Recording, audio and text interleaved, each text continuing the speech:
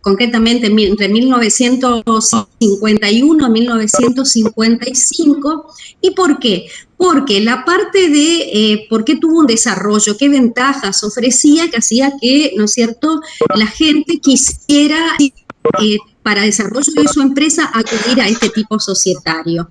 Y se trataba de que la posibilidad de que una parte del capital sea representado en acciones.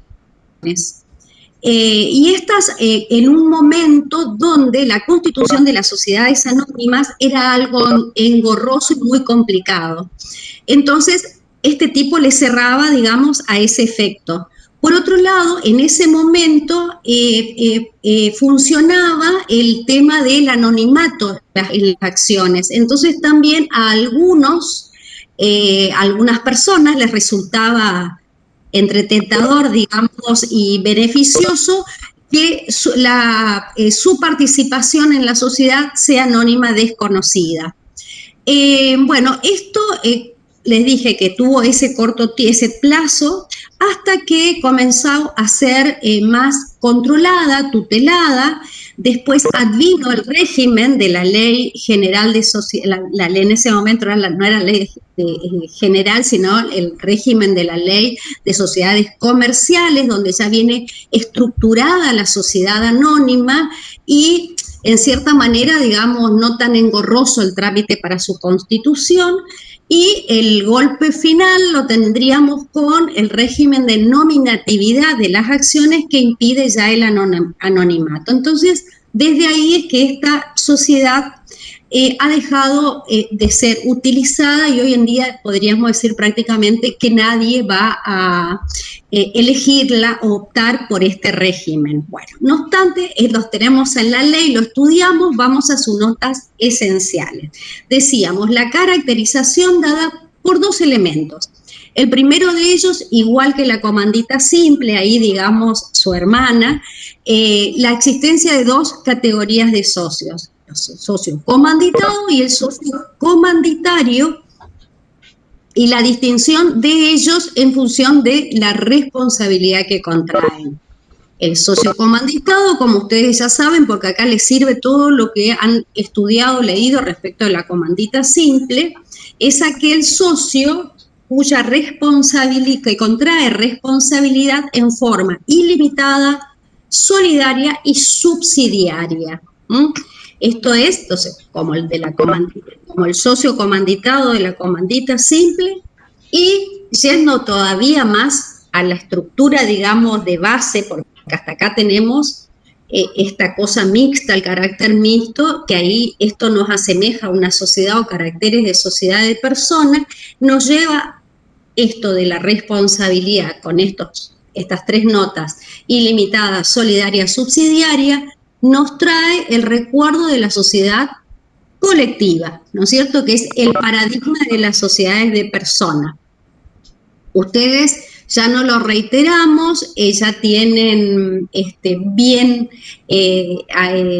definido las particularidades y qué entendemos cuando una responsabilidad es ilimitada, subsidiaria y solidaria. Bien, eso es para los socios comanditados, mientras que el socio comanditario es aquel cuya responsabilidad está limitada al capital que suscriben. Aquí también, porque esto está bueno para ir repasando, ¿no es cierto?, algunos conceptos, la distinción que ustedes tienen que tener respecto de lo que es la suscripción y la integración. Hablamos de la suscripción, en este caso de una acción, ¿cierto?, o del aporte, que importa la promesa o la obligación que contrae, ¿no es cierto?, el integrante de la sociedad, la promesa de hacer efectivo, de materializar ese aporte, la suscripción. Mientras que la integración es cuando hablamos de la prestación efectivamente materializada, ejecutada. Esa promesa ya deja de ser tal en tanto promesa u obligación de hacer para tener concreción. Entonces, esto es para recordar nada más lo de la suscripción y la integración. Nuestro socio comanditario entonces limita su responsabilidad al capital que suscribe. Bueno, en cuanto son cosas por ahí, datos menores, lo de la denominación o razón social, que tanto es opcional, digamos, es optativa, puede usar una por otra, una u otra. Ustedes también ya a esta altura deben manejar lo que es la denominación y lo que es la razón social. En cuanto a las normas aplicables, en el juego, la lectura. Disculpe, ¿sí? Le hago una pregunta, sí, porque por supuesto. ingresé cuando ya usted estaba hablando. Quería Perfecto. saber, este tema del que está hablando, como es antes de una semana del parcial, ¿esto ingresa igual? Ay, Agostina, ¿me estás hablando vos? Sí, Agostina. Mira, Agostina, me hiciste la pregunta que va a hacer que tus compañeros y vos misma quieran perder interés en esta hora y media de charla. No, pero no es para salir ni nada de eso, es solamente para saber y poder organizarnos. No, es así, Agostina. Está esto de que hay un tiempo, ¿no es cierto?, previo, digamos, para dar el tema, y si no existe ese tiempo suficiente, no ingresan como preguntas en el parcial. Con lo cual, les pido por favor que se queden ahí. No, y por ahí hay temas que yo les voy a ir señalando, por eso por ahí se los voy a leer un poco, se los voy a desarrollar muy conceptualmente, pero hay otros temas que guardan, que tienen, mejor dicho, una actualidad, más allá que se lo tomemos o no en el examen, son importantes para ustedes después para lo que es lo profesional. Así que, bueno, gracias. Eso es, Agostina. No es nada, pero me lo hubieses preguntado 5 minutos antes de que termine la clase. Bueno, okay. No, por favor, no hay problema. Está bien, entiendo. Bueno, ok, seguimos. Estábamos con el tema de las normas aplicables para la comandita por acciones y tenemos, en primer término, las normas estas, los artículos que están en esta sección específica. En segundo término, pero esto me fluye les decía, del 316 y el 324, son aplicables las normas de la sociedad anónima, y en tercer término, supletoriamente, las normas de la sociedad en comandita simple. Ok. La administración puede ser una administración, o sea, acá vamos, y esta es otra cosa, sí, que para las otras figuras societarias, ustedes cuando tengan que estar repasando, ¿no es cierto?, o ya lo habrán estudiado, esto de la triple función, ¿no? Y quiénes son los órganos entonces estructurados o dispuestos por el legislador para el cumplimiento de esa función. Y ahí reconocemos la función, ¿no es cierto?, de administración, la función de gobierno y la de fiscalización.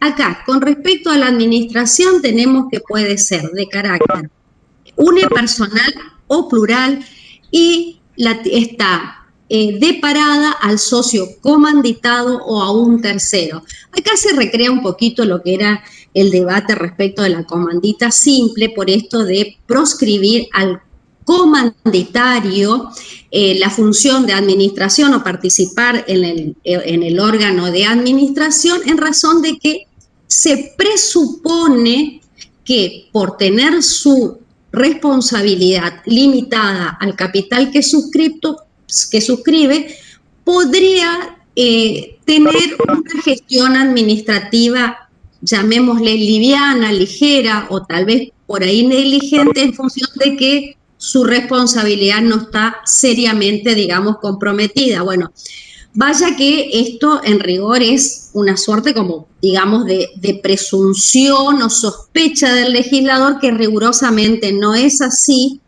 porque por más que sea un socio con responsabilidad limitada, no deja de ser un socio que le interesa, ¿no es cierto?, el buen desarrollo de la sociedad para, lógicamente, poder participar de las utilidades que ésta genera. Y por otro lado, uno diría, ¿por qué no le permiten al comanditario y sí se lo permiten a un tercero? ¿Por qué pensar que un tercero, justamente que incluso nada ha aportado a esa sociedad, va a ser un mejor administrador que un propio socio comanditario? Pero bueno, esto es la letra de la ley. La administración la puede desarrollar los comanditados o terceros.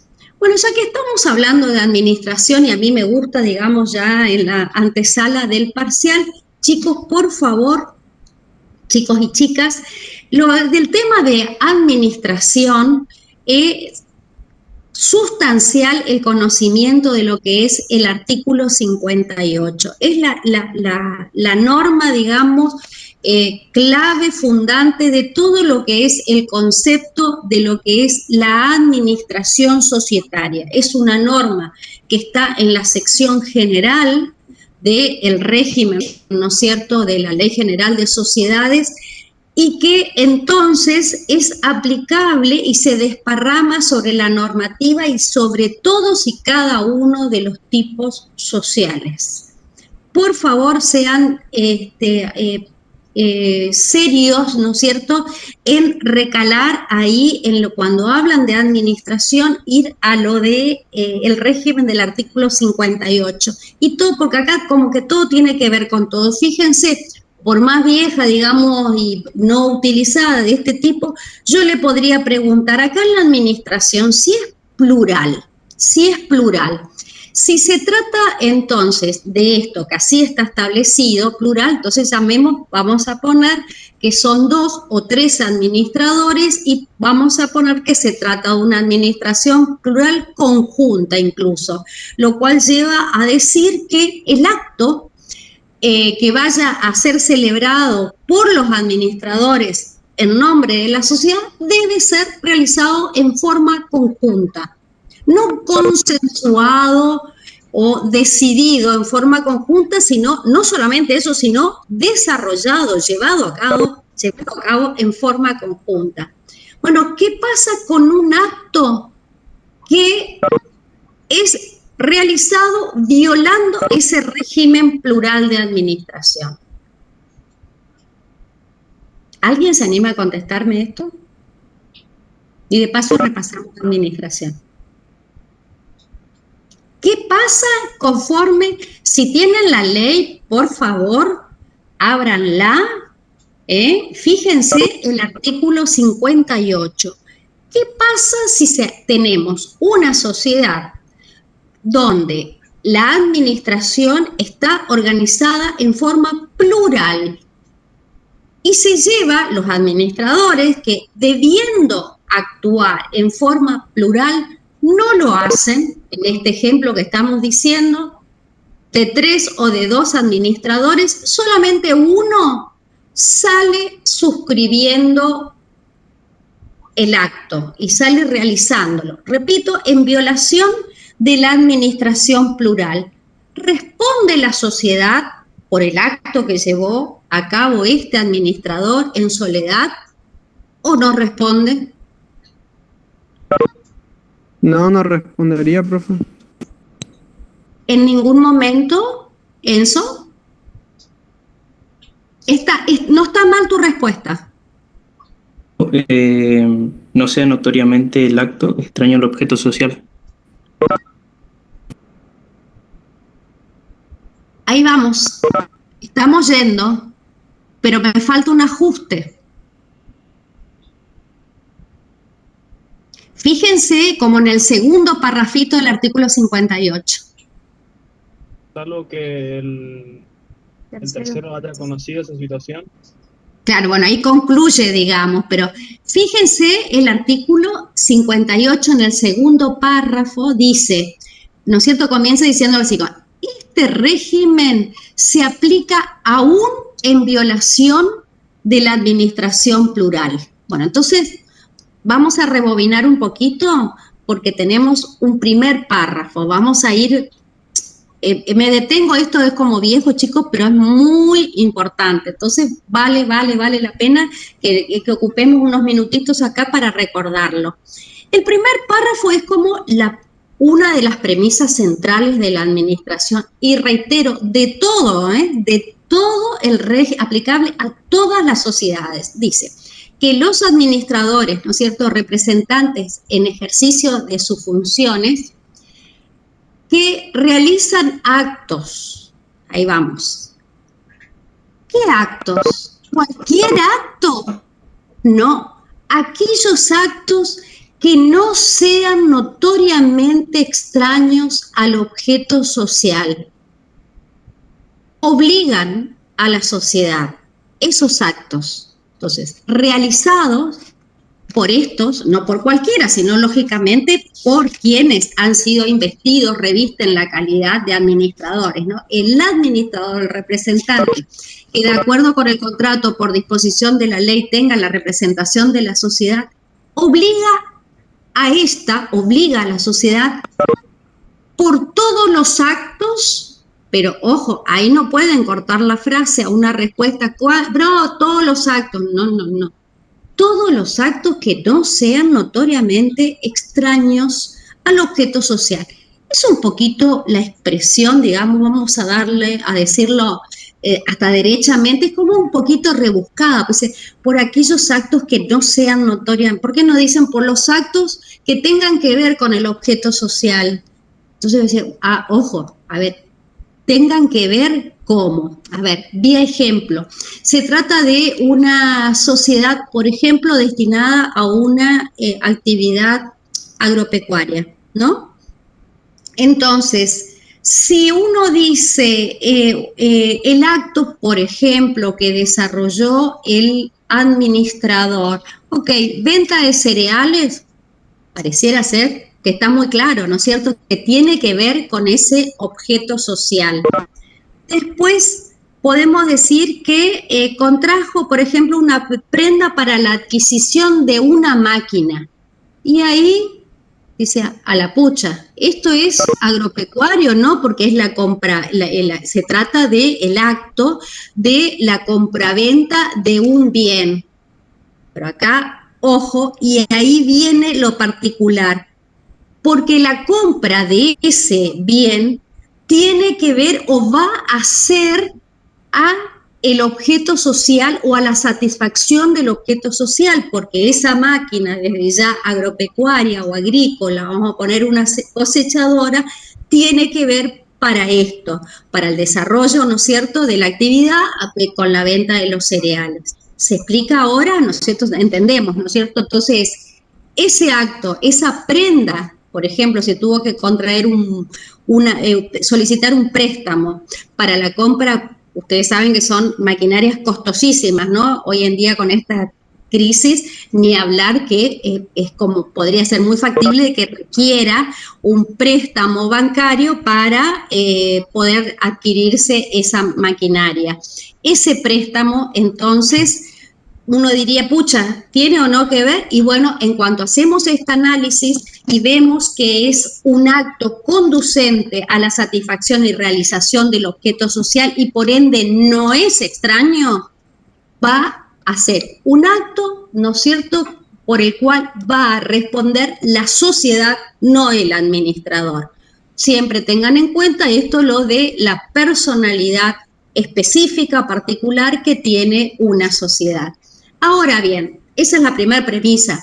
Teníamos en el segundo supuesto, como la segunda idea que trae este artículo 58. Dice, este régimen, esto de que el acto realizado por el administrador obliga a la sociedad, va a funcionar igual, digamos, va a ser oponible a la sociedad, aun cuando se viole el régimen de administración plural, en el caso de que se trate, chicos, obviamente, de una sociedad donde estamos con administración plural. Lo dice en todo momento, por eso es la respuesta que cuando el compañero me dijo no, pero necesita precisión. ¿Y qué dice entonces? Se va a aplicar este régimen, pero en esos supuestos. En los otros no, pero en estos supuestos sí va a ser responsable la sociedad, aun cuando el administrador actúa solo, en el caso que estamos hablando, y no en forma conjunta como debió haber hecho. Entonces, leo, este régimen se aplica aún en infracción de la organización plural si se trata de obligaciones contraídas mediante títulos valores, por contratos entre ausentes, por medio de formularios o se trate de contratos de adhesión. ¿Por qué son estos supuestos? Chicos, en estos supuestos son actos donde la celeridad en la tramitación y en la celebración es lo característico. De modo tal que no puede esperarse que el tercero conozca si esa administración es plural o no es plural, si se trata de plural, si es conjunta, si es alternativa. El caso típico de esto que lo habrán leído, se los habrán dicho cuando estuvieron desarrollando esta unidad, por ejemplo, son de la emisión de cheques. Si se trata de una administración conjunta, tendría que estar suscrito por los 2 o los 3 administradores. ¿Qué pasa si está suscrito por uno solo? Pues después viene alguno y dice, no, hay uno solo, entonces cuando tendrían que haber sido los 3, la sociedad no responde. No, señor, conforme al artículo 58, aun cuando esté lesionada, violada esa organización plural, por tratarse de la emisión de un título o valor, debe responder la sociedad, más allá de que después genere responsabilidad al administrador que no actuó en la forma debida. Y lo último que adicionamos acá es que, lógicamente, esto va a funcionar en tanto y en cuanto el tercero, digámoslo genéricamente, sea de mala fe.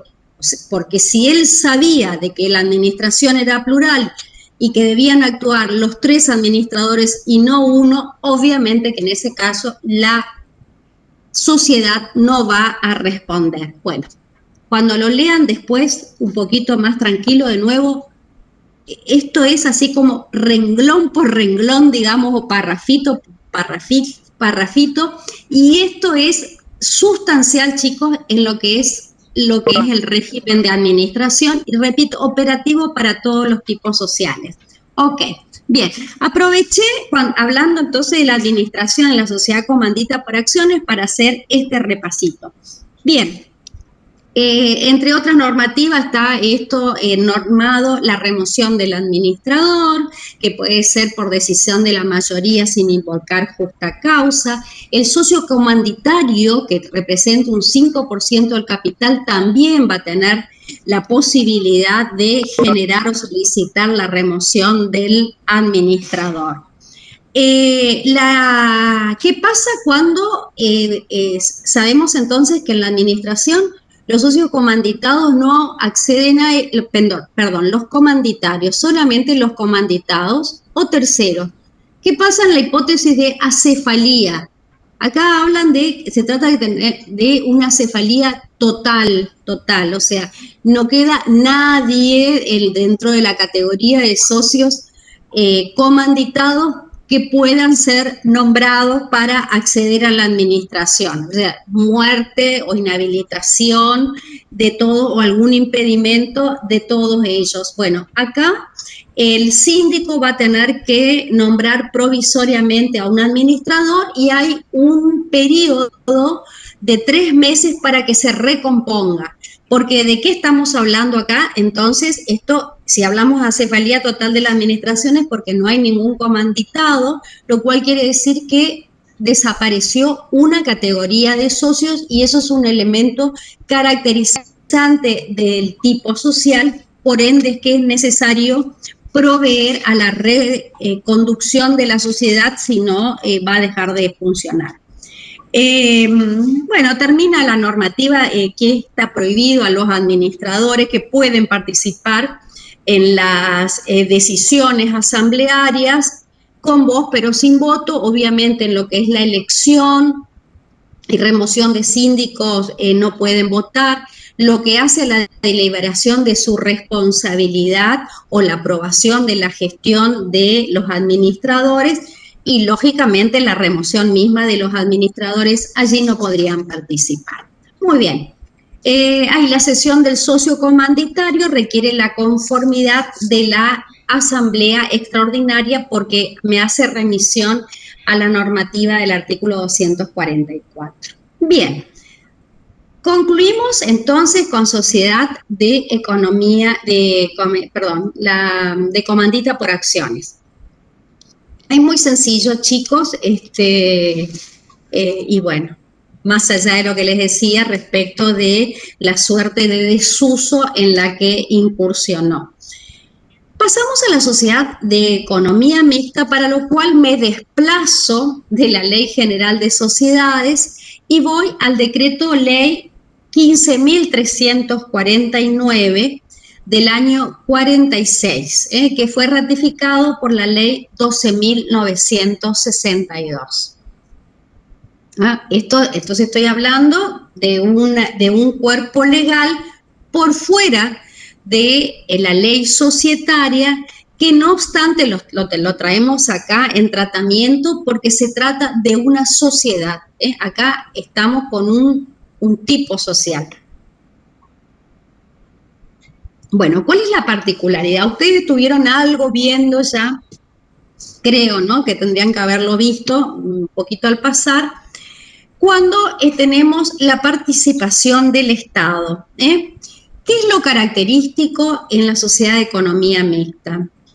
Tenemos, por un lado, como requisito esencial también, tipificante, caracterizante, la existencia, así como estuvimos hablando recién de dos socios, acá también. Uno de ellos es, en genérico, como cosa es cualquier persona pública estatal, que puede tratarse del Estado nacional, del Estado provincial, del Estado municipal o de organismos administrativos autárquicos, pertenecientes al sector estatal, lógicamente. Y por el otro lado, personas humanas o jurídicas de carácter privado. Esto, bueno, se lo dije genéricamente, pero cuando lean el texto, por ahí se pueden llegar a advertir, o si leen algún doctrinario, que tiene como una imprecisión en el lenguaje el legislador cuando refiere que, por un lado, digamos, está el Estado y por otro lado refiere al capital privado. Como ustedes ya saben, la sociedad, y ahí otra vez, van a los conocimientos que tienen, digamos, a las normas básicas y generales que sirven para todas las estructuras sociales o los tipos sociales. ¿Quiénes pueden integrar, ser miembros de una sociedad? Si a ustedes le preguntan, ¿quiénes pueden ser? ¿Qué van a contestar? Para integrar una sociedad, ¿qué hay que ser? Les preguntan su próximo, porque ustedes están relativamente cerca, ¿no es cierto?, de adquirir el título profesional. Su primer cliente le dice, che, yo estoy acá con esta cuestión, con este negocio, pero lo estoy trabajando así nomás, y estoy, bueno, con mi hermano y después otro amigo, pero a mí me parece que por esto de querer limitar la responsabilidad, nosotros queremos conformar una sociedad. ¿Qué se necesita? ¿Quiénes pueden formar una sociedad? ¿Ustedes qué contestan? ¿Personas humanas o personas jurídicas? Perdóname. No te escuché. ¿Personas físicas o personas jurídicas? Personas físicas, personas humanas ahora, ¿no es cierto? Con las voces que están en el código unificado, ¿no? El del civil y comercial. Personas humanas o personas jurídicas. Entonces, si ustedes leen esto, dice, se denomina sociedad de economía mixta la que forma el Estado nacional, los estados provinciales, las municipalidades o las entidades administrativas autárquicas dentro de sus facultades legales, por una parte, y los capitales privados por la otra. Yo iba a decir, por un lado tenemos sujetos de la administración pública, digamos, o el Estado en cualquiera de sus estructuras posibles, digamos, nacional, provincial o municipal. Y por el otro lado es un capital privado. ¿Qué es un capital privado? Es una persona de las que conocemos, estos entes susceptibles de contraer derechos y obligaciones. No lo es, claramente. Entonces, pero bueno, pongamos como un manto de piedad al legislador, porque es un legislador ya. Repito, esto es una estructura, el decreto ley, si bien ratificado años después, fue del año 46, chicos. Pasaron bastante, unos cuantos añitos. Bien, superado esto, decimos esto, la característica, el Estado por un lado y personas humanas o jurídicas de carácter privado por lo otro. ¿Con cuál es el objeto? Esto es lo segundo característico de la sociedad de economía mixta. El objeto es a satisfacer necesidades de orden colectivo o para instaurar o implementar o fomentar actividades económicas que tengan este tinte, ¿no es cierto?, de satisfacer necesidades de carácter general. Es específico, o sea, no se trata de que en el objeto social propenda al desarrollo de cualquier actividad, sino de estas. Tengan por finalidad la satisfacción de necesidades de orden colectivo, implantación, fomento o desarrollo de actividades económicas. ¿Qué otra cosa es característica de la sociedad de economía mixta? Bueno, entre lo que es la normativa aplicable, antes de seguir, está este régimen específico y en forma subsidiaria o supletoria le son aplicables las normas de la sociedad anónima. Entonces, acá vamos justamente reconociendo que lo que no está previsto acá como específico, digamos, particular de la sociedad de economía mixta, aplicamos la de la sociedad anónima. Vamos a hacer hincapié acá, porque, repito, esto es otra de las particularidades de la economía mixta, es lo atinente al aporte. Si yo les pregunto, ¿qué se aporta en una sociedad anónima? ¿Ustedes qué me van a contestar? ¿Qué se acuerdan? ¿Cuál es el aporte que el legislador establece, vamos a decir, un poquito más genérico, para las sociedades por acciones? ¿O dónde van a la ley? ¿Dónde buscan para contestarme esto? ¿En qué artículo?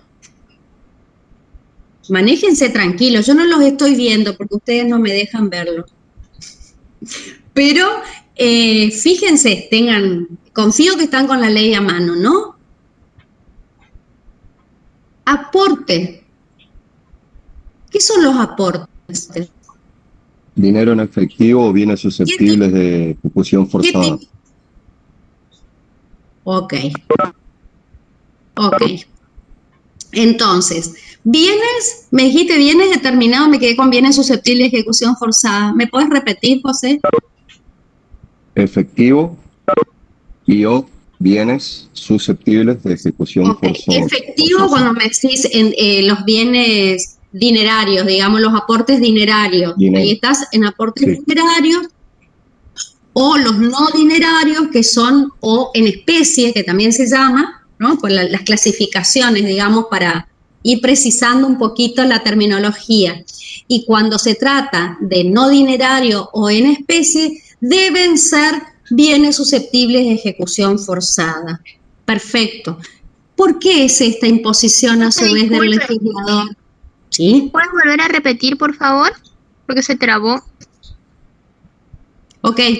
Estábamos enganchando acá, porque estamos corriéndonos un poquito para ir repasando un poquitín.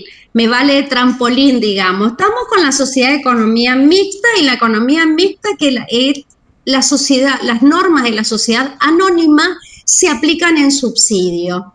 Bueno, antes de entrar acá a algo particular de aporte en la economía mixta, si es que son aplicables por ahí de la sociedad anónima, es bueno recordar cuál es o qué debe aportarse, qué prescribe el legislador para las sociedades anónimas.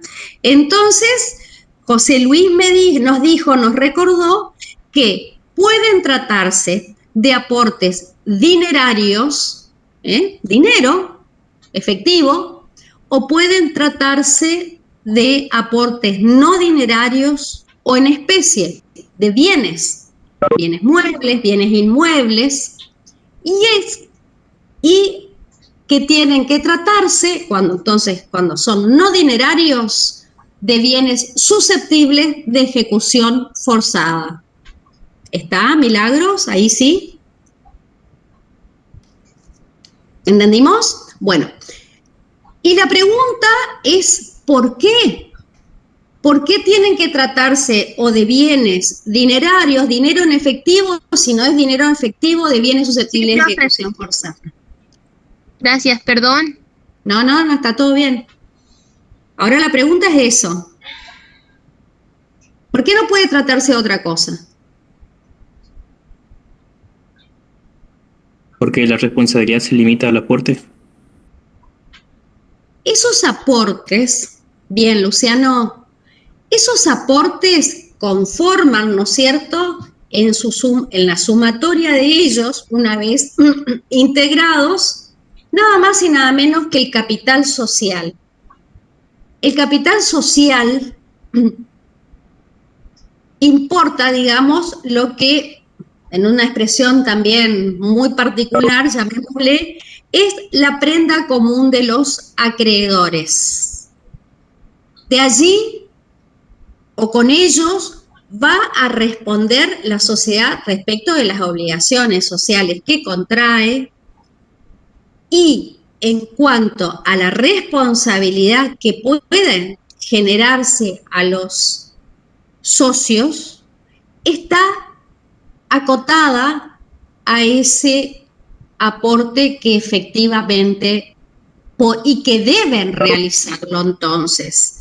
Entonces, no es menor la prestación que el legislador les reclama, en contraposición a cuando se trata de una sociedad de personas, por ejemplo, la colectiva, donde si el socio responde en forma ilimitada, lo cual significa que no solo responde con el aporte, sino con su patrimonio individual, en ese caso, la extensión de la responsabilidad lleva a que el legislador sea más ligero en punto al aporte que va a ir a realizar este socio. ¿Está claro? ¿No es cierto? Parece que es como muy lógico esto de por qué reclama un tipo de prestación cuando la responsabilidad es limitada y cuando es más abierto o ligero en cuanto al requerimiento cuando se trata de los tipos de sociedad de personas donde el socio tiene una responsabilidad agravada. Ok.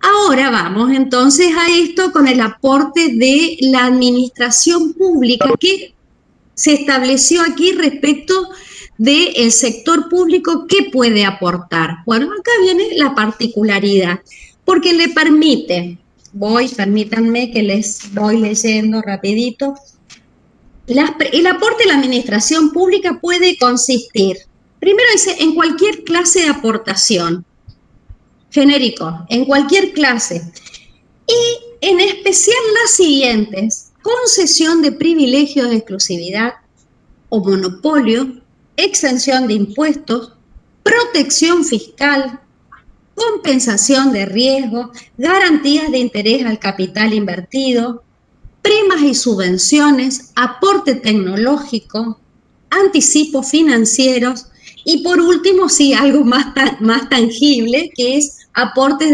de carácter patrimonial, en dinero, en títulos públicos en especie o concesión de bienes en usufructo. Bueno, lógicamente toda esa primera parte, los primeros incisos que le estuve diciendo, llevan, ¿no es cierto?, lógicamente a la doctrina, a hacer la lectura de qué alejados estamos acá de lo que son los aportes en las sociedades por acciones. porque ¿qué es esto o cómo cuantificamos lo que es, para el contenido patrimonial me refiero, lo que es una exención impositiva?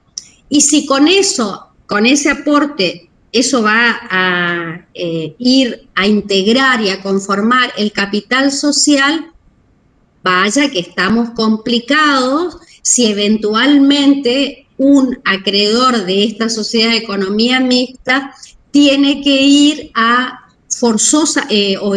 judicialmente a reclamar en caso de que esté impago y hacerse de ese capital donde las prestaciones tienen esa suerte de intangibilidad, porque como cotizo lo que es una exención impositiva como aporte, y lejos está de que eso sea susceptible de ejecución forzada, ¿no? Pero bueno, es algo justamente que se señala como particularidad, o lo que podemos decir es que el aporte de la sociedad en lo general de la parte de la administración pública, de la parte estatal, puede componerse e integrarse de algunos bienes no dinerarios o bienes en especie, muebles o inmuebles, y algunos otros que tengan estas características, por ejemplo, el aporte tecnológico o alguna subvención.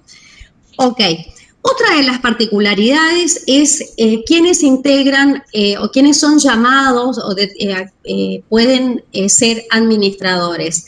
Tienen que ser representantes o son elegidos por la administración pública. El presidente del directorio, como por lo menos un tercio de los directores, y la sindicatura, los síndicos, ahí habla en singular, pero ahora les explico por qué hay que hablar en plural de los síndicos, es en plural varios síndicos, tienen que representar ser del sector de la administración pública, toda una particularidad. Les decía esto de síndicos en plural, ¿por qué? Porque ustedes, si recuerdan el artículo 299, que también creo que en la clase pasada, ¿no es cierto?, lo estuvieron desarrollando, el 299 me lleva a ¿qué? ¿Qué se acuerdan del 299? Que están enunciados ahí, ¿qué cosa? Las sociedades que están sujetas ¿A fiscalización estatal permanente? Sí, señor. Muy bien, Luciano. Las del 299 en su inciso, a ver, acá estoy por invocar o no. 299, inciso tercero o quinto. Dice 299, tercero. Las sociedades anónimas, además del control de constitución, quedan sujetas a la fiscalización de la autoridad de Contralor durante su funcionamiento, disolución y liquidación, que es esto, ¿no es cierto?, lo característico por oposición a la fiscalización estatal restringida que queda en el momento de la constitución, de la reforma y si hay aumento de capital y nada más, mientras que la permanente se extiende, digamos, desde su nacimiento hasta todo el desenvolvimiento, como dice acá, la disolución y la liquidación. ¿Quiénes? Inciso tercero, las de economía mixta. Ahí está. Entonces, estas están sujetas a fiscalización estatal permanente. ¿Y qué lleva? Que aparte de los controles, los que estuvieron estudiando en qué se reflejan los posibles controles, es que deben estructurar una fiscalización, un órgano de fiscalización interno en sindicatura plural, o sea, aparte de tener el contralor de la autoridad, ¿no es cierto?, local, administrativa local de Contralor, que esa es la fiscalización externa, en la interna tienen que organizar una sindicatura que, si se trata, ¿no es cierto?, de las 299, tiene que ser plural y en número impar. Entonces acá no son síndicos, sino síndicos, porque está ahí como, entonces cierro, sujeta a fiscalización estatal permanente. Ok, entonces el presidente de la sociedad, un tercio como mínimo de los otros directores y los síndicos representan a la administración pública y son nombrados por esto. Otra particularidad de esta sociedad es que el presidente, y si no está en funciones, los otros administradores también, representantes de la administración pública que lo están sustituyendo, tienen el derecho de veto. ¿Qué quiere decir esto? Como ustedes ya saben, lo que importa vetar es objetar las resoluciones que tomen la asamblea de los otros socios.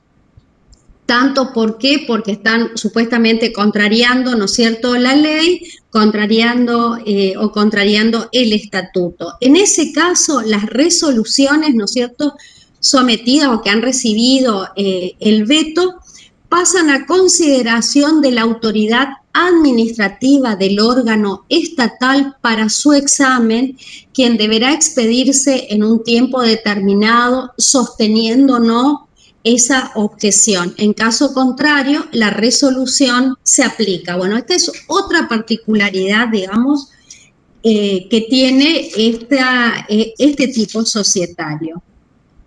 También hay un porcentaje mínimo que consagra, donde el cual los empleados tienen que ser de nacionalidad argentina.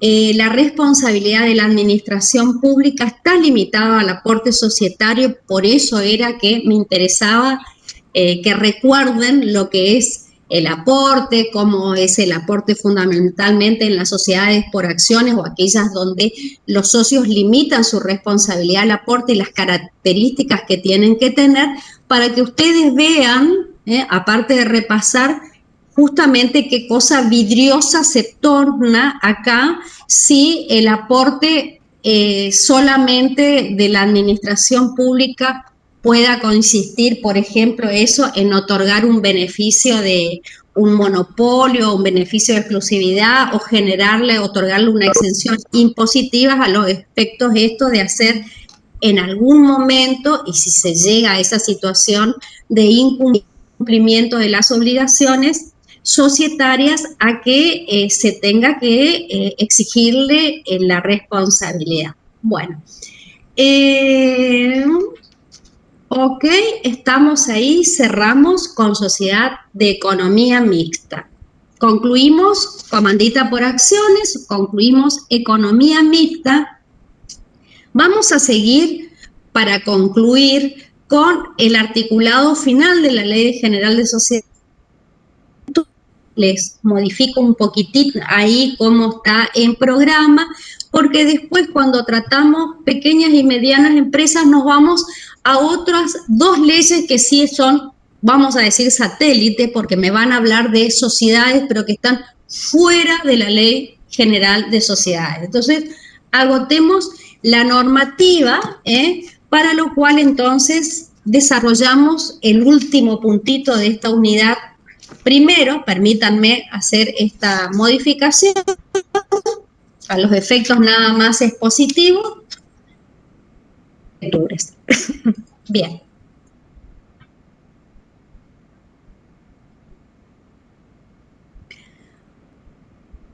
Las sociedades pueden necesitar, ¿no es cierto?, acudir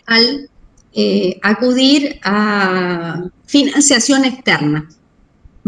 Lo pueden hacer, lógicamente, a través de los medios clásicos, digamos, la figura clásica que es el mutuo bancario, pero en otras circunstancias, y quién sabe, por ahí por el volumen justamente de la financiación que requieran,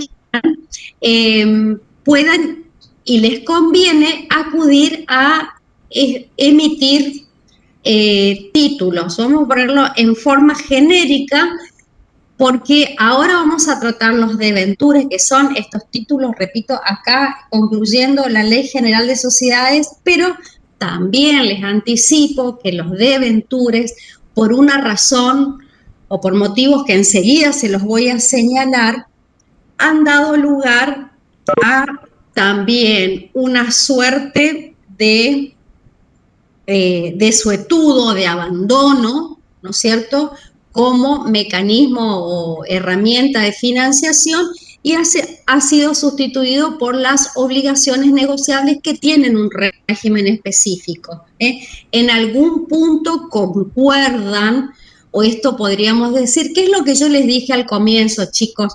Estamos acá tanto con tipos societarios y ahora con estos títulos de deuda que en su momento pudieron ser buenos, que en su momento eran, a ver, por así decirlo, como que estaban de moda desde el punto de vista de lo jurídico, eran lo que los legisladores podían pensar y desarrollaron como elementos útiles y valiosos que sirvieron para un momento, pero con el devenir de los acontecimientos históricos, sociales, crisis económicas, etcétera, etcétera, fueron modernizándose y apareciendo otros institutos, en este caso otros títulos, aparecen nuevas figuras jurídicas que las van reemplazando, pero que como que van tomando de lo anterior y van modificándola en aquellos aspectos que la realidad demostró que generaban desventajas, ¿no? Y de allí entonces su abandono y su ayornamiento o reestructuración con otros moldes. Ok. Entonces, los debentures, repito, igual acá en esto que las obligaciones, las modernas obligaciones negociables, no tan modernas tampoco, ya hace un tiempo que ya están funcionando, son títulos que representan, títulos valores que representan obligaciones sociales. Ya lo dije, son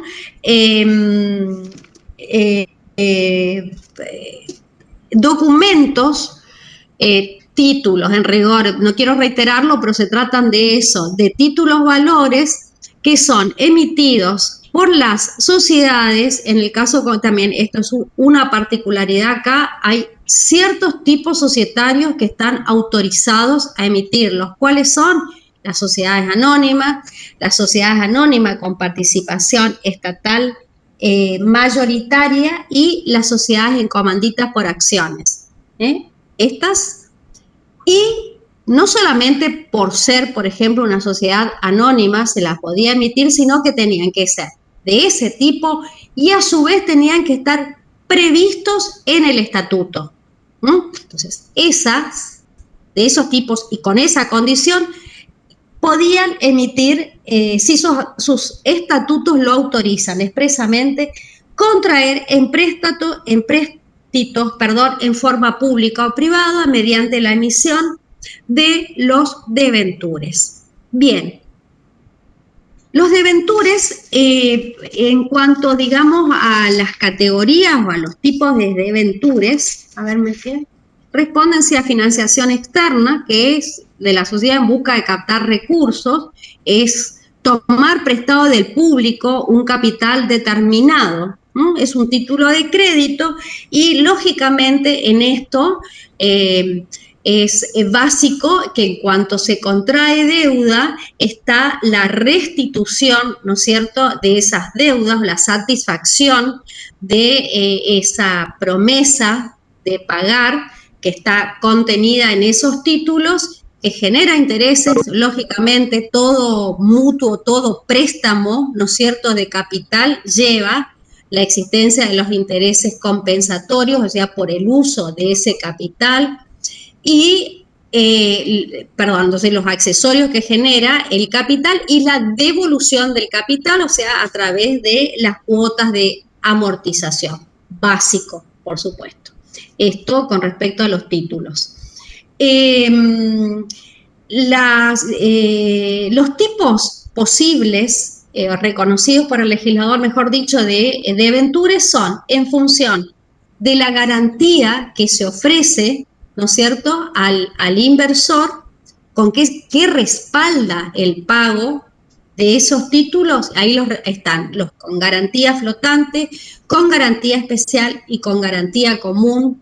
También se reconoce como en esto de ir clasificando o reconociendo las categorías o las especies de títulos, convertibles en acciones. y también pueden ser emitidos tanto en moneda nacional como en moneda extranjera. Ahora que estoy diciendo lo de convertibles en acciones, en esto para reconocer o distinguir los deventures, tanto los deventures como las obligaciones negociables de una acción, lo básico es que la acción otorga a su titular la calidad de socio, de accionista, es parte, ¿no es cierto?, es integrante de esa sociedad. Mientras que el titular de un deventura, el deventurista o el obligacionista, es deudor, perdón, al contrario, es acreedor. Eso, la titularidad, la tenencia de esos títulos, no los convierte en modo alguno en accionista. Eso también, lógicamente, está muy claro, más allá, ¿no es cierto?, de que vale la explicación.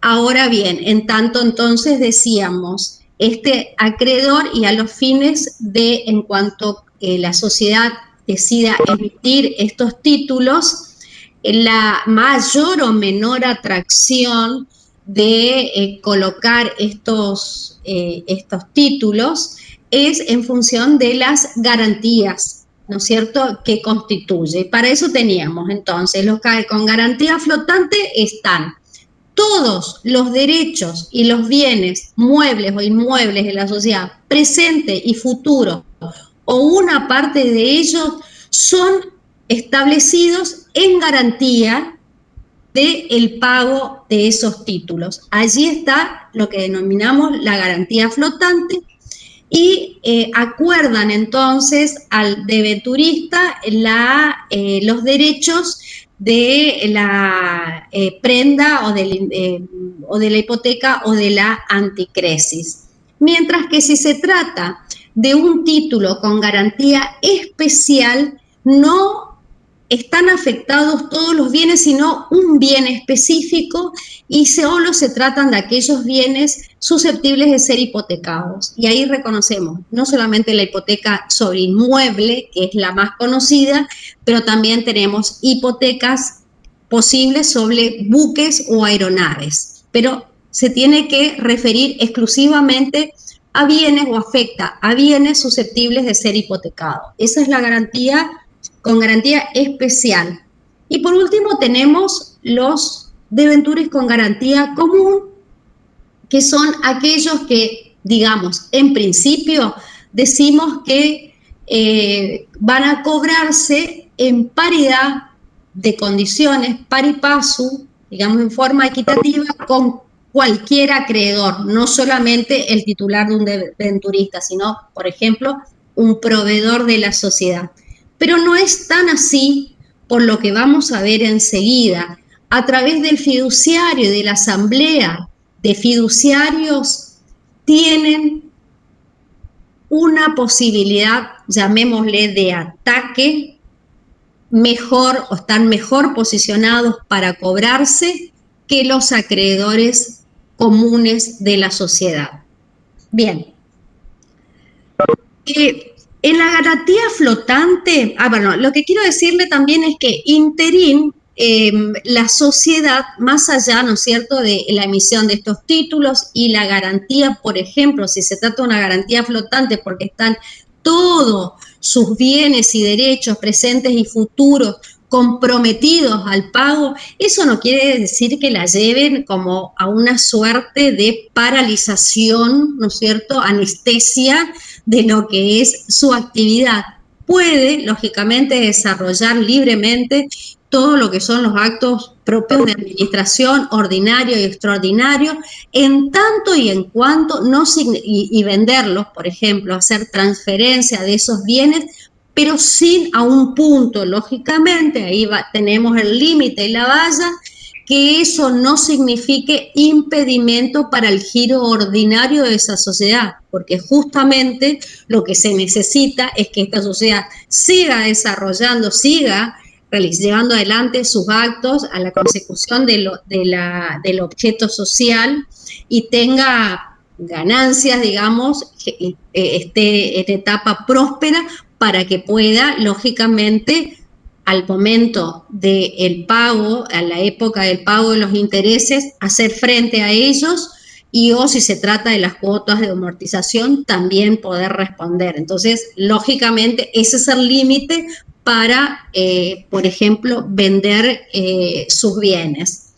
¿Cuál es el problema que acarrean los deventures? Y acá ya les voy adelantando lo que es la cuestión de el por qué pasó a ser un título que ofrecía o que fue como dejado, generó tanta desventaja que lógicamente no fue interesante como herramienta para acudir o conseguir financiación externa. ¿Por qué? Y yo digo una expresión, ¿no?, que es de la película, porque es como durmiendo con el enemigo. ¿Cuál es el punto? No que un acreedor se trate de un enemigo, no están en nada mal, hace muy por el contrario al giro de los negocios, totalmente hasta saludable, digamos, ¿no es cierto? Si uno, por ejemplo, en una sociedad para una mejor consecución de el objeto social, para hacer expansión de algunas de sus actividades, que también un mejor desarrollo, tiene que acudir al empréstito. No hay ningún problema y eso es saludable. Pero ¿dónde acá con el tema de emitir deventures para eso no se tornaba saludable? Que en los supuestos que justamente, bueno, es como la parte negra de cuando estamos hablando de empréstitos o de mutuos, cuando no se puede cumplir en la fecha estipulada, en este caso con el pago de los accesorios de los intereses o de la cuota de amortización. ¿Qué pasa? O sea, a ver, cualquier deudor, ¿qué hace? Un deudor común, vamos a poner. Imagínense ustedes, a ver, vamos a jugar un poquito acá, porque es interesante. Está divertido, si le ponemos onda, está divertido. ¿Qué pasa si no se cumple? A ver, pasa, no lo vamos a hacer, no vamos a entrar porque es como un tema bastante, aparte de la actualidad que tiene, a mí me supera terriblemente, pero ¿cuáles los problemas del Estado cuando emite títulos públicos? Esto es algo que nosotros los argentinos lo manejamos. Bueno, ¿qué pasa cuando no se puede cumplir? Por eso no nos vamos ahí, pero esto también, chicos, tiene por ahí, cuando leyendo uno, les suena, no solamente le pasa a la sociedad, porque le pasa al Estado. También es la forma, el acudir al empréstito externo.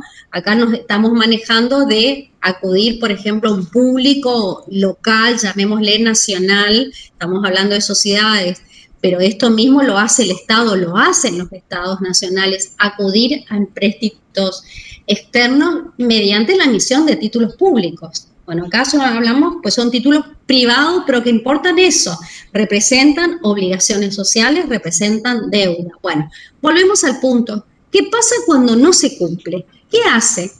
A ver, bajemos todavía esto y digamos, ustedes, bueno, libraron un cheque, firmaron un pagaré, llega el momento de pagar los alquileres, no lo hacen, no lo cumplen. ¿Qué tiene a su alcance el acreedor para obligarlos a ustedes al cumplimiento de la obligación?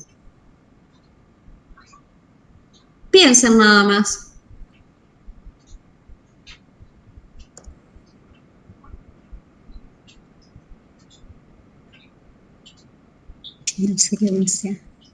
¿No le salta nada? ¿Una garantía por hacerse del cobro, puede ser? Una garantía. Ok, bueno, sí, por eso, bueno, ahí estábamos, por ejemplo, hablamos de garantía de hipoteca. Entonces, en ese caso, que es la clásica, digamos, nosotros para adquirir un inmueble o para refaccionar un inmueble, se acude a una línea de préstamo, ¿no es cierto?, bancario, con garantía hipotecaria. Nos presta la plata al banco, entonces podemos comprar el terreno, construir o expandir nuestra casa, y constituimos el derecho real de hipoteca, que lleva a que si nosotros en un momento no perdimos el trabajo, etcétera, no podemos pagar ¿no es cierto?, las mensualidades, las cuotas pactadas, el banco dice, bueno, superamos las intimaciones, los llamados por teléfono, las cartas documentos y vamos a juicio. Nos inician la ejecución hipotecaria. ¿Qué hacen ahí? Toman el bien, lo sacan a remate y con el producido del remate de la subasta satisfacen, ¿no es cierto?, se satisface la deuda. Ok, esa es la clásica. Está bien, esa es uno de las herramientas que tiene, ¿no es cierto?, un acreedor. ¿Sí? ¿Se puede aplicar lo que dice el artículo 345? Se puede aplicar lo que dice el 345. Acá me estás revisando concretamente. El fiduciario en los casos de aventura con ahí está. Bueno, lo que me está diciendo. Tiene siempre la siguiente foto. Sí, lo que nos está, Ángeles, lo que ella nos está diciendo justamente es, ya, vamos, ¿no es cierto?, al caso concreto acá de los deventuristas. Ahora hablamos del tema del contrato fiduciario y del fiduciario, que en definitiva es el que representa, ¿no es cierto?, y defiende los intereses de los deventuristas. En caso de incumplimiento, por eso yo estaba tratando de que ustedes piensen un poquito qué pasa como en situaciones comunes, digamos, que no se cumple con la obligación y qué facultades, qué acciones va a desarrollar el acreedor. Ahora, ¿qué pasa cuando el acreedor es un deventurista? Y ahí está, listo, vamos al artículo, ya nos señaló Ángeles, entonces dice, el fiduciario en los casos de los deventures acá, con garantía común o con garantía flotante. El que es con garantía especial, no, chicos, porque ahí lo que hace es tomar el bien y listo. Esto estamos hablando cuando se trata de esto, con garantía común o con garantía flotante. Pues bueno, revisa la documentación, asista a las reuniones del directorio, está presente en la asamblea. Tengan presente, chicos, que estos son acreedores, no son socios, son acreedores. Y acá viene lo grave, inciso 3, pueden pedir la suspensión del directorio.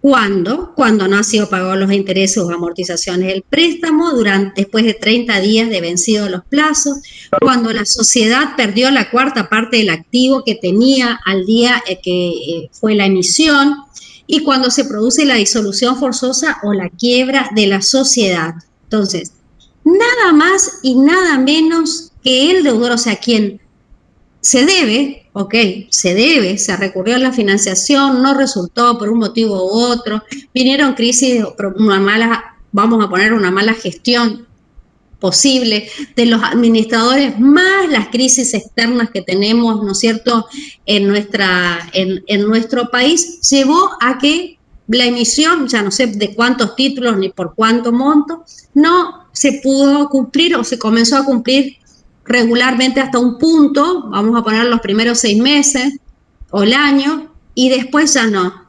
A la pucha, nuestros acreedores, estos deventuristas, pueden venir, piden judicialmente, le piden al juez la suspensión del administrador, lo corren. El juez designa en su reemplazo al fiduciario o a los fiduciarios. O sea, se meten nada menos en el seno, digamos, en el corazón de la sociedad y pasan a administrarla. Por eso es que me animaba, digamos, a esta expresión que es como durmiendo como el enemigo, ¿no? Se nos da vuelta y pasan a ser ellos los administradores. Entonces, es claramente una situación que genera como un riesgo empresarial y muy fuerte. De ahí es que, convengamos, no sea tentador como sistema o herramienta para obtener empréstitos públicos los debentures. Bien. Decía con el tema de, bueno, eso ya les quedó claro, es con cuando es con garantía flotante, con los acreedores con garantía común, y que era lo que les anticipé al comienzo. Uno dice, aquellos títulos de debentures con garantía común cobran igual par y paso con los acreedores comunes de la sociedad. No, no son tan acreedores comunes, sino que a través de la asamblea, el fiduciario, el representante, y disponiéndolo la asamblea de fiduciarios, pueden tener esta acción, y vaya que es agresiva esa posibilidad. Les decía, me pide el programa lo del contrato de fideicomiso. En el momento de la emisión y suscripción, la sociedad emisora tiene que celebrar un contrato de fideicomiso con un banco, con una entidad bancaria. Superado ese momento, el de la emisión y de la suscripción, puede la asamblea de fiduciarios elegir a cualquier otra persona que no tenga incompatibilidades para ser directores de la sociedad anónima, pero ahí pueden ya superarlo del tema de que sea un banco, una entidad bancaria, pero en el momento inicial debe ser un banco. ¿Qué función tiene el fiduciario? El fiduciario, bueno, lógicamente, como estamos diciendo que está en esta etapa, se encarga de la gestión de la suscripción. Se trata, también debe representar a los futuros, hasta el momento, porque estamos en una etapa inicial, a los futuros debenturistas, y una vez ya producida la emisión, es el representante legal y está, ¿no es cierto?, a cargo de la defensa de los intereses del mismo. Bueno, les decía, voy a ir avanzando un poquitín más rápido porque si no me quedo sin tiempo, que los debentures, con el transcurso del tiempo y con estas desventajas que estamos señalando, han sido sustituidos por las obligaciones negociables. Con esto que señalamos, distinguiendo unos y otros, en las obligaciones negociables, además de las sociedades que están admitidas, aceptadas, que la emitan por el legislador, acá la ley 23.576 permite que las sociedades de responsabilidad limitada, aparte de las sociedades anónimas que ya estuvimos viendo, las sociedades de responsabilidad limitada y las sociedades cooperativas incluso puedan emitir obligaciones negociables, como así también las asociaciones civiles y las sucursales de sociedades anónimas que han sido constituidas en el extranjero. Habíamos dicho que respecto de los debentures, que aparte de ese núcleo chiquito, digamos, enunciados de tipos sociales, tienen que estar previstas en el estatuto, mientras que el régimen de las ON, las obligaciones negociables, no necesitan que estén autorizadas en el estatuto, sino que la sociedad, mediante las asambleas ordinarias pueden disponer, sin que las prevea el estatuto, reunidos con el quórum y las mayorías necesarias para su votación, pueden disponer la emisión de las ON en una asamblea ordinaria. Y solo si se tratan de ON convertibles en acciones, lo cual, ¿no es cierto?, tiene un cariz ya un poquito más serio, digamos, ahí sí requieren que sean autorizadas o decididas por asamblea extraordinaria. Si no están previstas en el estatuto, no hay ningún problema.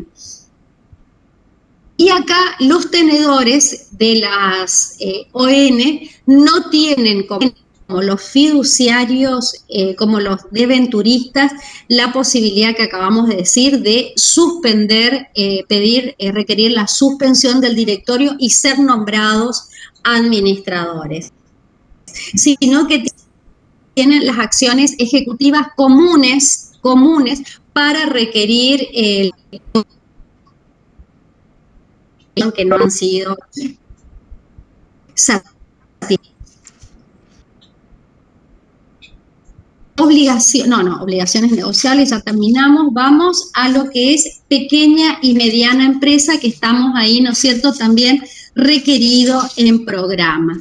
Bueno, acá nosotros vamos a aludir a las empresas, ¿no es cierto?, bueno, en realidad micro, también pequeñas y medianas empresas, que son las organizaciones que realizan actividades en el país en alguno de estos sectores, porque no es tampoco en cualquier sector, está, digamos, tabulado, pautado, que son sector de servicio, comercial, industrial, agropecuario, de construcción y minería. Pueden integrarse por una o varias personas y la categoría se determina de acuerdo a la actividad que han declarado. A la actividad que han declarado, al monto de las ventas totales anuales y al número de dependientes que tienen. Respecto, así digamos, después se las categoriza, ¿no? Con respecto a estas pautas que le decía, la actividad declarada, el monto de las ventas totales. Cuando hablamos del monto de las ventas totales anuales, este surge del promedio de los 3 últimos ejercicios comerciales o los años fiscales cerrados, excluyendo el IVA, el impuesto interno, que pudiera corresponder, y el 75% del monto de las exportaciones. Si ustedes, bueno, esto lo pueden googlear en las páginas de argentina.gov.ar del Ministerio de Desarrollo Productivo, está perfectamente tabulado, y en función de el quantum de estas ventas totales anuales, aparte de las categorías, determina cuándo se las considera micro, cuándo mediana y cuándo pequeña empresa. De la misma manera, en la página de la AFIP, porque en la AFIP está lo que es la información sobre el registro de las micro, pequeñas y medianas empresas, también hace referencia a estas pautas para su tipificación, digamos, y categorización. Bueno, ¿a qué viene esto de lo de la pequeña y mediana empresa? ¿Cómo hacemos engarzar con esto de las sociedades? Porque nosotros estamos tratando en toda esta primera etapa de la materia de régimen societario. Bueno, ¿por qué? Porque hay sociedades que han sido diseñadas para que sean herramientas útiles para el desenvolvimiento de estas pequeñas o medianas empresas. ¿Cómo? Bueno, acá vamos.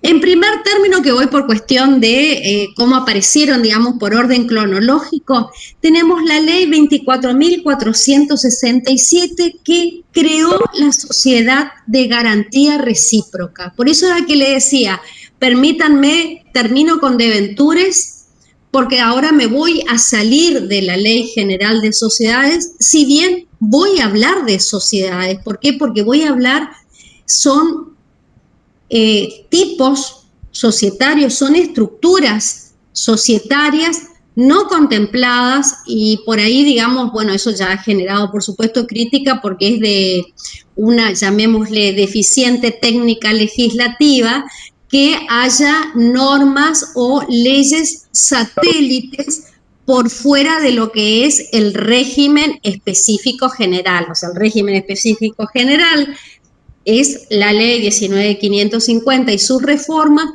y entonces ahí se supone que tendríamos que abastecernos y conocer nosotros todas las estructuras societarias, pero bueno, eso no es así. Por ahí siempre algunos dicen, ¿por qué no modifican la ley y van incorporando, entonces haciéndole las articulaciones y modificaciones que sean pertinentes? Bueno, lo que se sueña por ahí, lo que se pone como ideal es una cosa y la realidad es otra. Entonces, en esta realidad tenemos la ley 24.467, repito, entonces, que crea las sociedades de garantías recíprocas.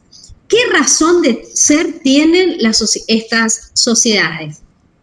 Esta es una ley data del año 1995. tienen por objeto facilitar a las pymes el acceso al crédito. Así lo dice textualmente, facilitar a las pymes el acceso al crédito. ¿Cuál es el objeto principal? Y uno va a decir, por eso, y es lo primero que le digo, facilitar el acceso al crédito. Entonces, ¿qué hacen? Le presta plata. Para acceder al crédito, bueno, acceden y se lo dan. No. Facilitan el acceso, no es que le otorgan el crédito, se lo facilitan. ¿Cómo se lo facilitan? Mediante el otorgamiento de avales. Es el otorgamiento de garantía a los socios partícipes mediante la celebración de los contratos que establece esta legislación. En esta sociedad tenemos dos tipos de socios también. Son los socios partícipes, que son las pymes, y los socios protectores, que son aquellos que aportan para la conformación del capital social y del fondo de riesgo. ¿Por qué hacen esto?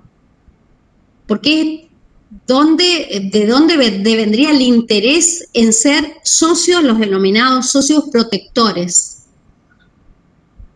A través del aporte, sí, con el valor del aporte, pueden degravar el impuesto a las ganancias y pueden obtener utilidades de el empleo que se puede hacer, porque es un fondo que está ahí, no lo van a dejar estático, al fondo de riesgo, la movilidad o las aplicaciones que pueden dar a ese fondo. Entonces, de esas utilidades también, lógicamente, participan los socios protectores. Esa es la ventaja, digamos, que ellos tienen con la existencia de hacer ese aporte. Pueden ser personas humanas, los socios protectores, o personas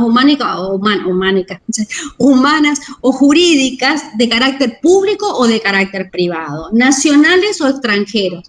Aportan a la sociedad, conforman el capital social y conforman el fondo de riesgo. Y ese es el beneficio en genérico, digamos, o el más importante, ¿no? En genérico, la degravación impositiva. No prestan el dinero, sino que permiten, a través de justamente el aval que otorgan a las pymes, que éstas puedan, por ejemplo, si van a acudir a un préstamo bancario, que con ese aval le otorguen una cantidad determinada o una cantidad interesante, digamos, que le mejoren las tasas o que le mejoren los plazos. Eso es la operatoria de la sociedad de garantía recíproca. Entonces, tiende o están ideadas para facilitar el acceso al crédito a las pymes.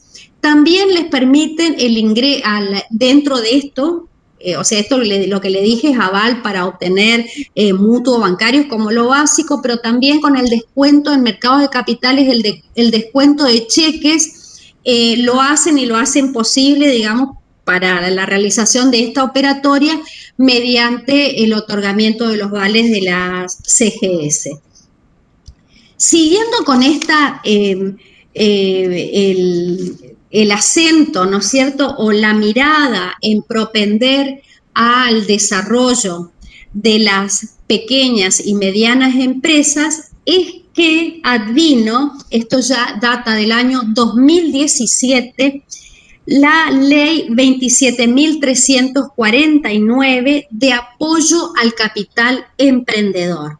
Y en lo que a nosotros nos interesa es que en una de sus secciones crea la sociedad anónima simplificada. La sociedad anónima, ay chicos, la hora que es... Sociedad Anónima Simplificada. Bueno, les digo cosas puntuales de la Sociedad Anónima simplificada, que en realidad lo que ha querido es establecer cómo poner acento en la organización, por ejemplo, de los órganos de una manera más descontracturada, más sencilla, privilegiando lo que está establecido en el contrato, en el estatuto, o sea, con la voluntad de los socios. Puede ser unipersonal. Tanto los órganos en la administración, que puede ser socio o puede ser un tercero, como las resoluciones que vayan a tomar, o sea, órgano de administración y órgano de gobierno, autoconvocarse, o sea, obviando los plazos, obviando todo lo que es la publicación, con la única condición de que para el quórum tiene que estar el 100% del capital presente, pero distinguiéndola en la sociedad anónima, porque en la sociedad anónima también está la asamblea unánime, no necesita que voten por la afirmativa en forma unánime. Basta la mayoría, la voluntad de la mayoría para que se acepten, tomen las resoluciones tanto los directorios como los socios. Acá se supone también con respecto al capital, establece como un mínimo de 2 salarios, lo cual es muy bajo, de 2 salarios mínimos vital y móvil, que hoy en día están a 21.600 pesos. Los que le voy a decir por la falta de tiempo, que esta sociedad que fue en un momento y que tuvo mucha aceptación, con el advenimiento de un nuevo, en la Inspección General de Justicia, que es un nuevo director, que es el doctor Nissen, que fue nombrado, digamos, recientemente, ha generado un montón de resoluciones. Primer término, por 180 días fueron suspendidas las inscripciones vía digital, porque esa era otra de las cosas, darle practicidad y celeridad a través de las comunicaciones registrales con firma digital. Bueno, todo eso se suprimió. Ahora hay un control de legalidad más estricto, por ejemplo, con respecto al capital, analizando en función del objeto social a desarrollar. Se le pidió, antes no todos los directores, faltaba con que uno tenga domicilio en el país, ahora eso lo han modificado. Bueno, y en junio de este año, en definitiva, hay un proyecto de ley para modificar. ¿Por qué? Porque se ha entendido que bajo esta estructura se ha dado lugar a ciertas organizaciones tendientes al fraude y actividades no lícitas. Bueno, es una mirada particular, pero bueno, de hecho, algo que ha sido pensado, digamos, para agilizar y darle el ropaje jurídico a un pequeño emprendedor para que no tenga que ir a la estructura de la sociedad anónima, ni siquiera la de la sociedad responsabilidad limitada, cuyas normas se aplican en subsidio a la SAS. Bueno, ha sido puesto bajo la lupa. Así que no sabemos cuál va a ser la nueva fisonomía que va a tomar la sociedad anónima simplificada, como dicen algún autor, de sociedad simplificada está pasando a ser sociedad anónima complicada. Veremos qué sucede en el Congreso con este tipo societario. Bueno, ¿hay algo que tengo que responder, chicos? ¿Les interesa algo? Sí, escucho. Una duda. ¿El repaso cuándo es? Creo que no hay repaso. Va al foro. Por el foro, chicos, pregunten. No hay clase de repaso organizada en cronograma. Bueno, profe, gracias. Bueno, pero pasá por foro, yo habilito el foro y no importa que no sea de esta clase, sino se les responde, eso no hay ningún inconveniente. Sí, yo tenía la duda porque el miércoles cuando tendríamos otra clase, nosotros rendimos otra materia. Entonces, claro, bueno, viste que hay también, no solamente eso, que no se pueden incluir los temas, viste que se dieron recientemente, y aparte de que hay que dejarle días para ustedes para que puedan repasar, bueno, más esto que se le suma, pero no hay clase de repaso organizada así en cronograma. Estamos abiertos, sí, por supuesto, a que por escrito en el chat nos formulen todas las preguntas que quieren para esclarecer. Gracias, profe. ¿Algo más? Profe, yo tenía una duda. Acá en el programa dice, el último punto que yo por lo menos tengo en la unidad 7 es contrato fideicomiso, forma, contenido y fiduciarios. Sí, Hay que agregar sí, el contrato de fideicomiso, lo que te decía, que las sociedades tienen que, perdón, prendí la luz, tienen que realizar con el banco cuando es inicialmente. Ahí en el contenido te dice, por supuesto, respecto a los títulos, las condiciones de emisión, ¿viste? Salte eso porque no lo leen y es muy sencillo, digamos. Ese es el contrato del fiduciario. ¿Quién es el fiduciario? Repito, en la primera parte del banco, después pueden elegir a otro sujeto, pueden sustituirlo y las funciones que tienen, de la suscripción, defender los intereses de los debenturistas, representarlos. Eso es la temática. Sí. Entonces, hay que agregarle a esta unidad esto último que estuvimos viendo. Es lo que lo dije al pasar, ¿eh? Es esto dentro de deventures, lo del contrato. Espera que te digo exactamente lo de el artículo. Espera. Acá estoy, me quedé sin luz. Contrato, la obligatoriedad en el contrato, te digo, artículo, acá. Contrato de fideicomiso es el 338. 339, forma y contenido del contrato de fideicomiso. Está. ¿Alguna duda más? ¿Es con cámara el parcial, profe? ¿Perdón? No te escuché bien. ¿Es con cámara el parcial? No. Es escrito, ¿no es cierto? Y es con corrección automática. Está... ¿Sería múltiple choice, profe? ¿Por el aula? Mira, puede ser más o menos, sí, multiple choice, verdadero o falso, un caso del cual contestar preguntas. Pero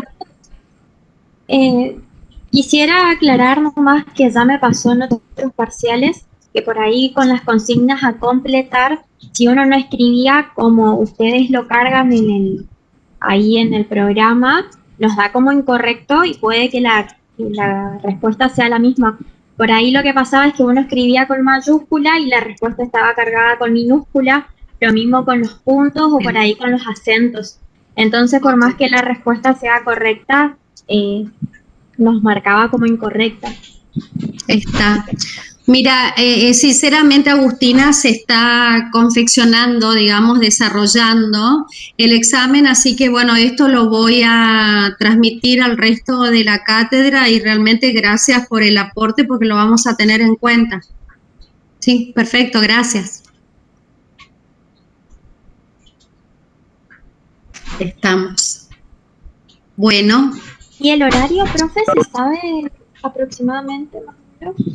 Y el sábado a la mañana, supongo. Sábado a la mañana, sí. En forma conjunta y por ahí, bueno, viste, ahora nos falta terminar de definir el contenido porque en función de eso son los minutos, pero bueno, generalmente vos viste que ni siquiera llegan a la hora. Por ahí es de media hora o 45 minutos.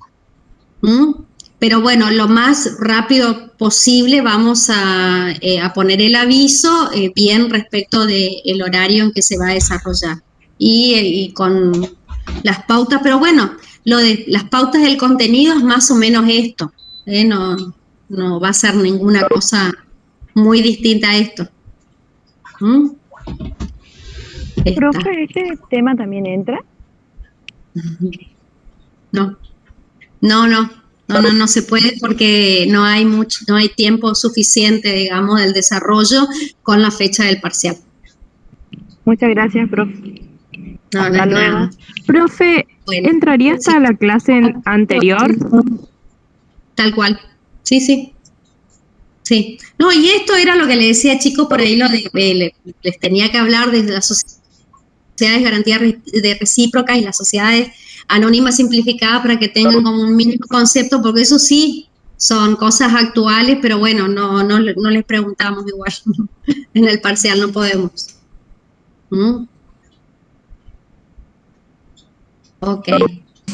Profe, Bueno. una consulta, disculpe. Sí. Entonces, ¿este miércoles no habría clases? No. Ah, ok. No. Ya ahora después del sábado y después el lunes que viene ya arrancamos con concursos y quiebras.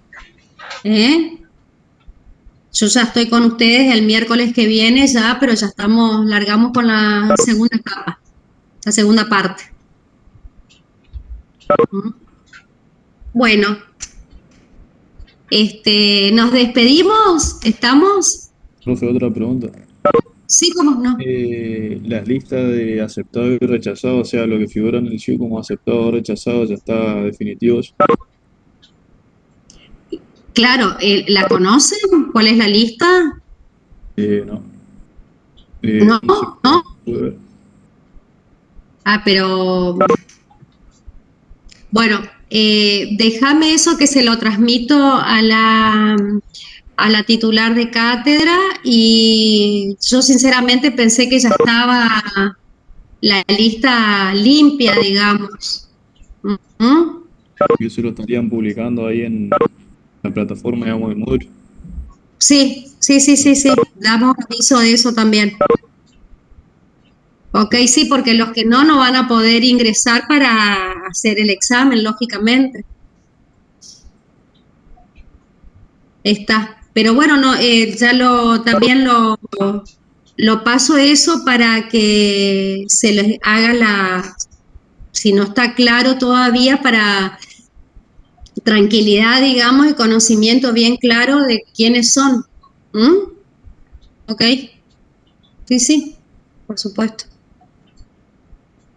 Y otra cosa, el miércoles hay clases. No, el miércoles no hay clase. O sea, la próxima es el sábado, el parcial. Listo. Y después se retoma la clase el lunes con concursos. Entonces lo publican la lista ahora en la plataforma. Claro, sí, en la plataforma, por el aula virtual. Está bien, gracias. Colgamos un aviso ahí. Está. Ok. Bueno. Adiós, profesor. Hasta luego, profe. Chaucito, hasta luego.